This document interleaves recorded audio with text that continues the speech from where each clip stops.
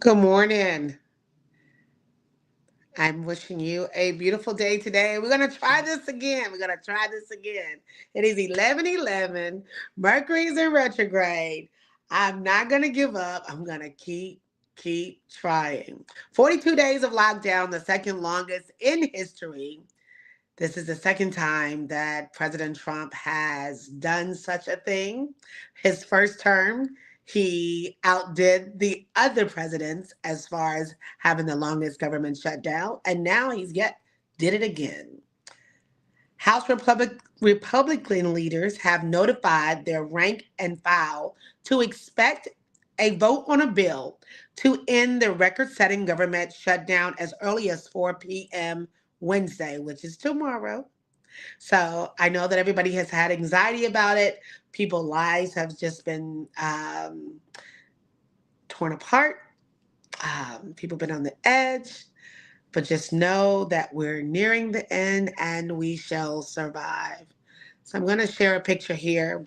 U.S. Attorney for the Southern District of Florida is investigating alleged grand conspiracy.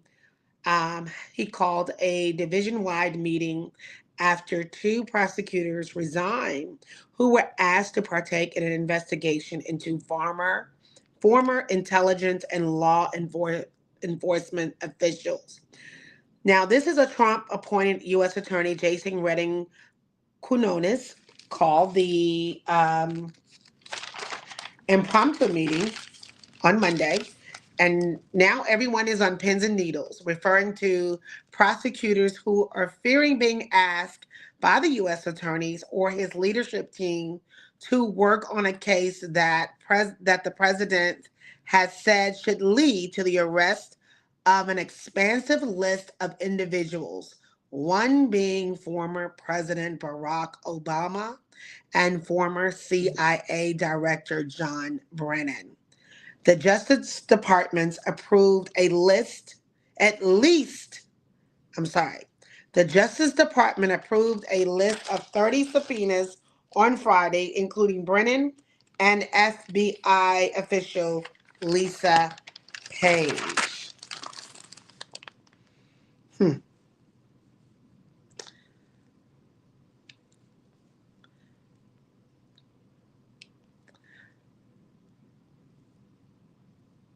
Well, I don't know how to take this picture down. There we go. In other news, Jonathan Braun, a convicted drug dealer who had been granted clemency by President Trump, was sent back to federal prison for violating the terms of his release.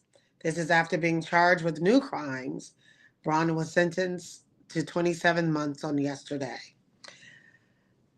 He's one of many who have been granted pardon or clemency or commutation of sentence by this current president who feel like they are above the law and can and will commit new crimes.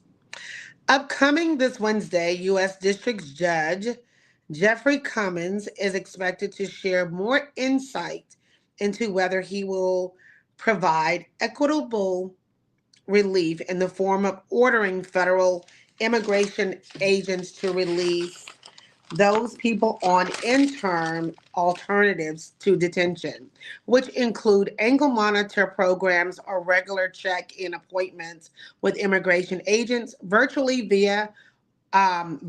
or via mobile app.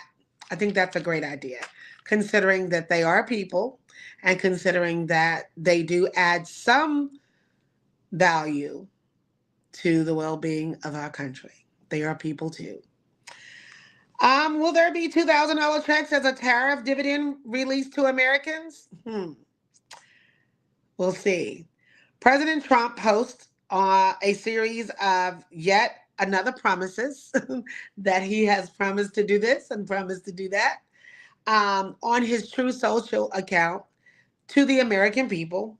He posted this weekend, he promised to send $2,000 directly to pay Americans for health care costs, sending a tariff rebate, which is not like the stimulus COVID-19 pandemic checks that were during his first presidential term.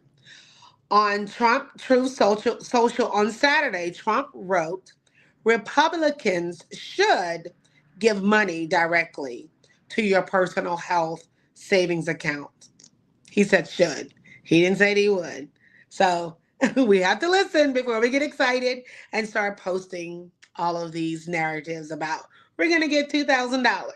He said Republicans should.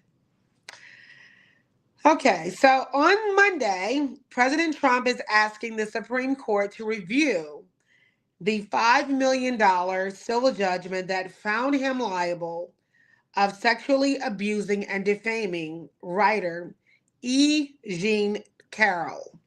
In 2023, a jury awarded the judgment after it found Trump guilty um, and liable of the allegations that Trump assaulted her in a dressing room in a Manhattan department store in the year of 1996, and that he later defamed her during his first term by referring to the allegation as a hoax and a con job.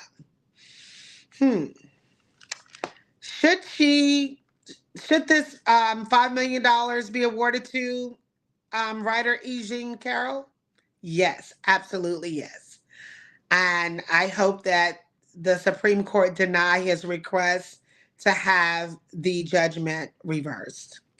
Last week, the Trump administration announced it will partially fund SNAP following two judges' ruling. And then the Department of Agriculture previously released the adjusted SNAP amounts that the beneficiaries would receive. And the Supreme Court will rule on tomorrow whether the Trump administration has to comply with the court orders to provide full SNAP benefits to millions of recipients. So there you have it, folks, in news you can and cannot use. Tomorrow, tune in to Stony and Jamar. We'll have more things about what's going on around the world. And until the next video, drink your water and mind your business. Thank you.